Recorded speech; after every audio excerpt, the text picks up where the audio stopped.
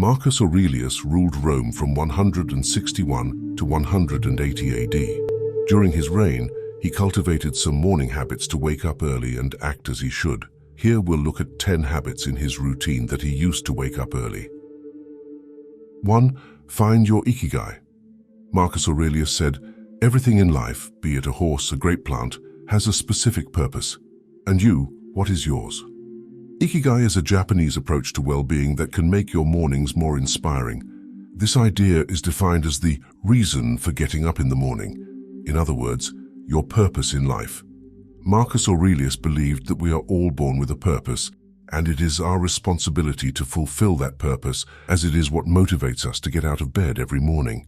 Your ikigai can be anything: a hobby you've neglected for too long, a new skill you want to develop, or anything that truly excites you. It's personal to you, and no one can choose it but you. The most effective way to discover your ikigai is to ask yourself a simple question.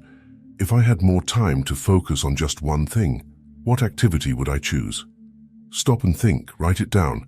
There may be several answers, but choose the one that excites you most deeply. This is the task you should do first thing in the morning, when the world is quiet and you have all the time to devote to something that really stimulates you. This will help strengthen your social connections, challenge you positively, reduce stress, keep you fit, stimulate your creativity, and ward off depression. Give yourself a solid reason to wake up each morning, something that inspires you. Remember that this is something personal, and you shouldn't let anyone else impose on your reason, only yourself. 2. Find a partner of good character. To paraphrase Marcus Aurelius, it is to our advantage to live with people of good character, to shape our lives based on theirs, whether we choose someone from the present or someone from the past.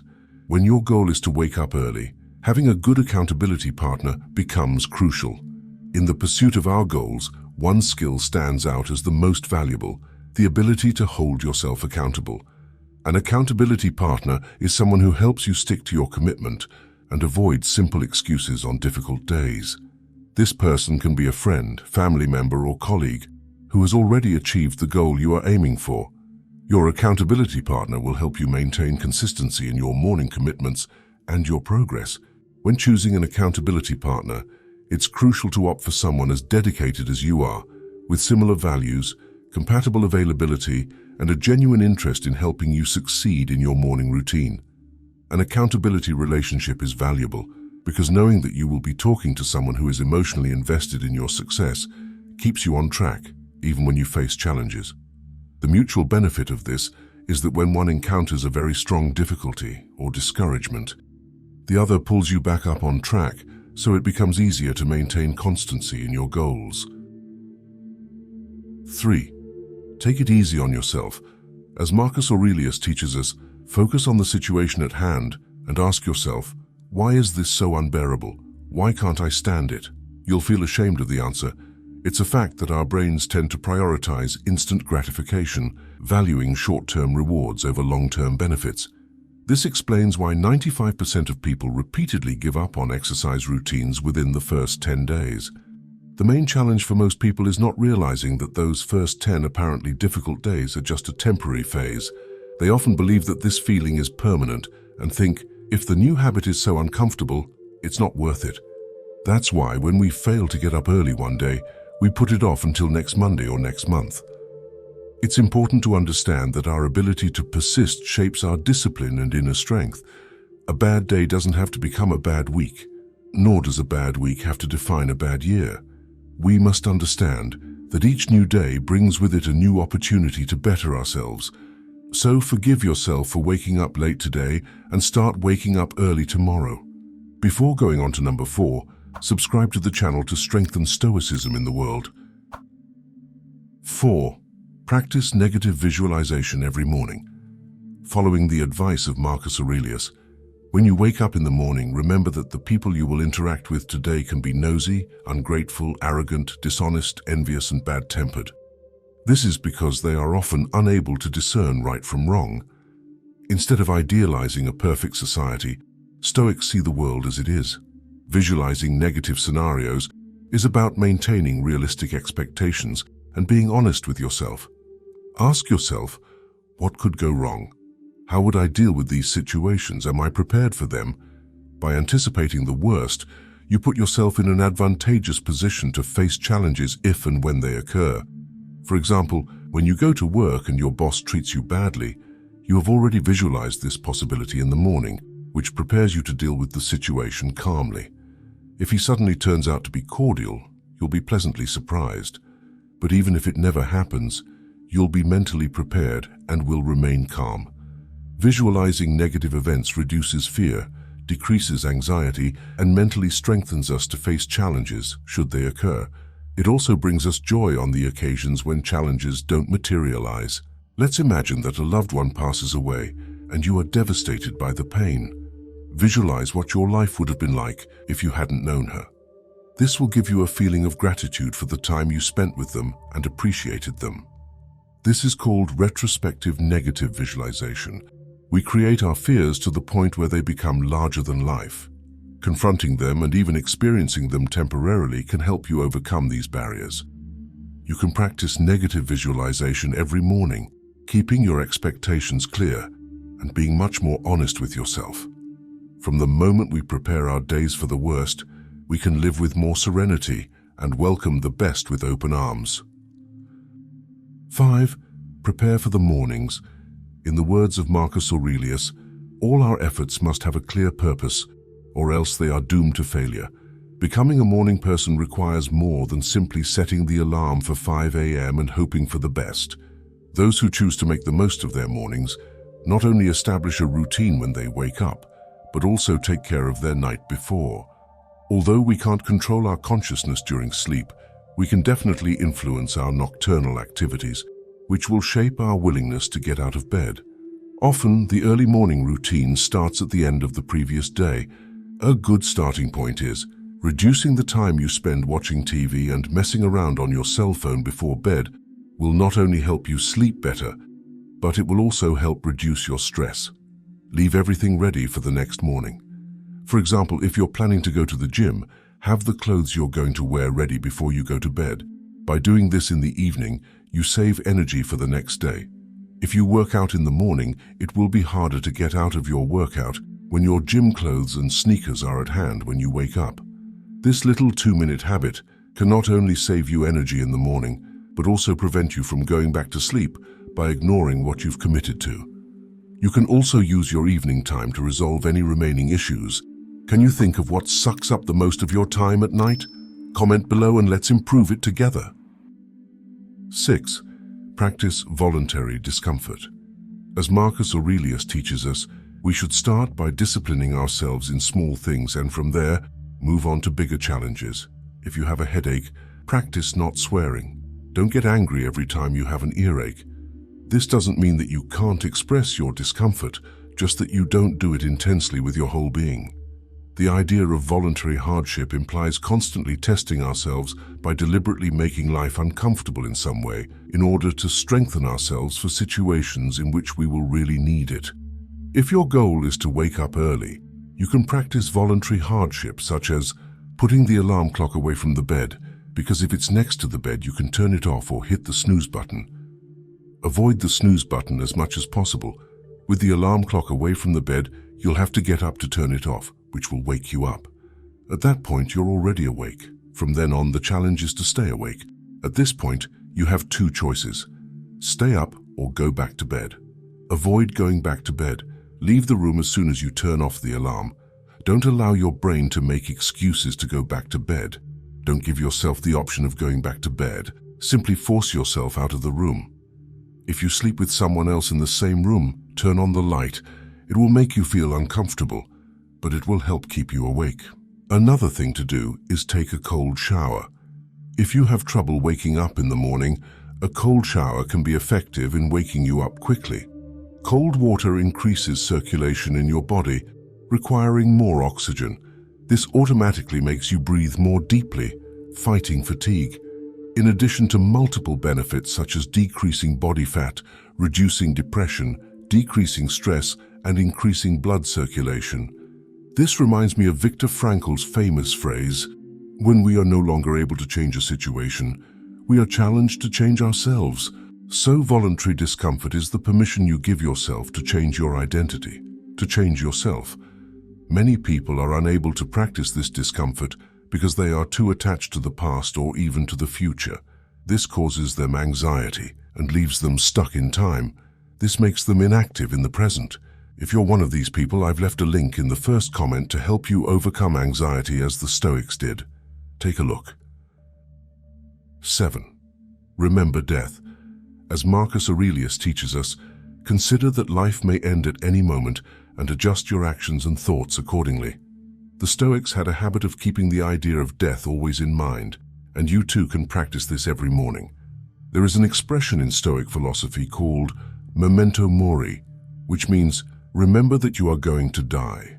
This is not meant to be morbid or create fear, but rather to inspire, motivate, and enlighten. No motivation is greater to remember that life is a breath, so we must act on what we commit to. And even if you're afraid to think this, it can also serve as fuel for action. Athletes are afraid of failing in the finals of championships, so they train intensely, so as not to feel the pain of what they consider failure. Remember, if you're going to be afraid of death, use it as fuel. This morning routine helps keep you focused on the things that really matter, your inner principles. Your house, money, and fame are temporary and can be taken away at any time. The only thing that is permanent is your character. It is character that truly defines us and guides us through life. The virtues or flaws of our character can lift us up or tear us down, and often that's what we leave as our legacy.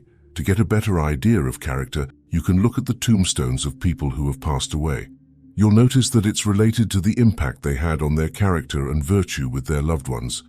For example, beloved father, generous daughter, and so on. So remembering death helps to ground you. Like Steve Jobs, every morning, look in the mirror and ask yourself, if today were the last day of my life, would I want to do what I'm about to do today? If for many days the answer is no, then you know it's time to make a change. Before moving on to number 8, make sure you're already subscribed so you don't miss any videos with Stoic wisdom that could change your life. 8. Avoid distractions after waking up. As Marcus Aurelius advises us, concentrate every moment like a Roman, like an individual, on the task in front of you, and eliminate all other distractions. Marcus Aurelius had a job to do, and he never complained about it internally or to anyone else. Some mornings you wake up and feel like you're being pulled in many different directions. There are usually many things that can distract you.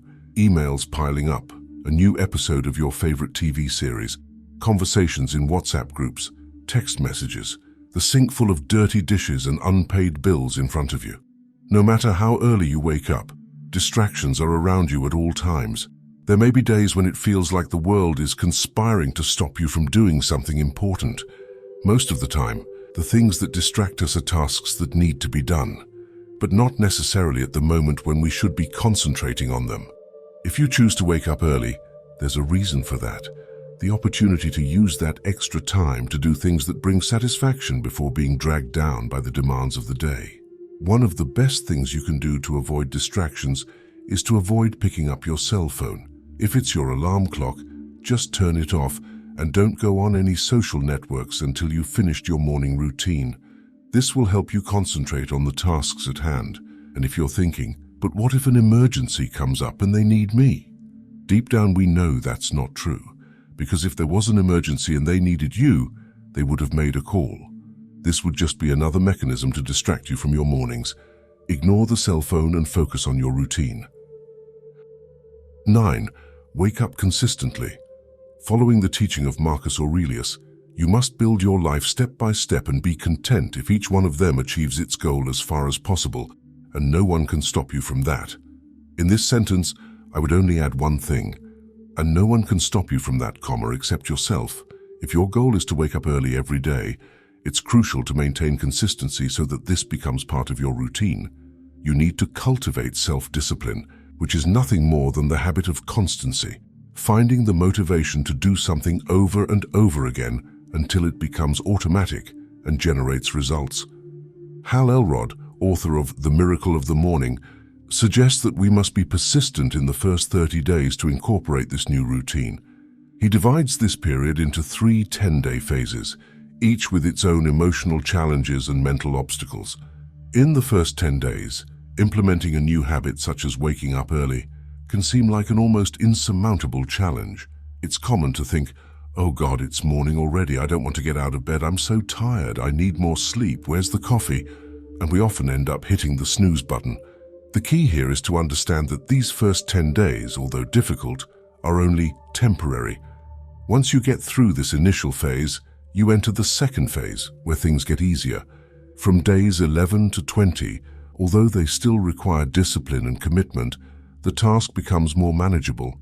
By this stage, you have become accustomed to waking up early and are starting to develop confidence and positive associations with the benefits of the habit. So keep up the commitment. The third phase is where the real transformation takes place. You stop identifying yourself as not a morning person and become a real morning person. When the alarm goes off, you can't wait to wake up and start your day because you've done it for more than 20 consecutive days. You begin to see and feel the real benefits of this new habit. Marcus Aurelius had the habit of journaling every morning, and he stated, "The recognition that I needed to train and discipline my character, not to be diverted by my interest in rhetoric, not to write treatises on abstract questions, nor to make little moralizing sermons, nor to compose imaginary descriptions of the simple life or the man who lives only for others. Stay away from oratory, poetry, and belles lettres. Don't dress well just to walk around the house or things like that. Writing directly." Journaling reflects Stoic practicality, allows us to think more clearly, and helps us to live a virtuous life. The form of consciousness that the Stoics want us to understand is that of beginning to identify ourselves as a morning person. From the moment we manage to establish this habit and change our belief, we finally reach the expected level, and constancy becomes an easier habit. Is there anything you identified with in the past that you no longer do today? Comment here and let's see how much it has helped you change. 10. Enjoy your life. In Marcus Aurelius' last quote, he expresses with honesty and humility, "I owe the gods the privilege of having good grandparents, parents, a sister, teachers, partners, relatives, and friends who are almost all good." Marcus Aurelius gratefully acknowledges those who helped him develop his values and ethics, and is an example of how we can practice gratitude through a diary. Keeping a gratitude journal is a simple process. Gratitude doesn't have to be reserved only for the big things in life. It starts with appreciating all the good things, recognizing that nothing is too small to deserve gratitude. Every day, choose 3 to 5 things you are grateful for and record them in a notebook or diary. Even on a difficult day at work, focus on getting home to your family or pet, or simply be grateful to be alive. Reflecting on your life before bed not only gives you a restful sleep, but also provides motivation to face the challenges of the new day with confidence. Another type of appreciation in your life in this style could be at a wedding, for example. Jack Schafer wrote in one of his books about a very powerful technique for couples. He said that couples should, over time, put specific compliments in a jar and keep it in a cupboard. That way, if for some reason they believed that the relationship wasn't working out, or that there was even a chance of divorce, they could break the jar and see the messages that each of them had written to the other as a form of gratitude. This example is just a strong indication of how the Stoic philosophy still makes sense today. It reinforces the fact that we need to absorb this philosophy more and more in order to have a more peaceful and enjoyable life. The Stoics didn't neglect their morning routine. To find out exactly what their morning routine was like, click on this video on the screen.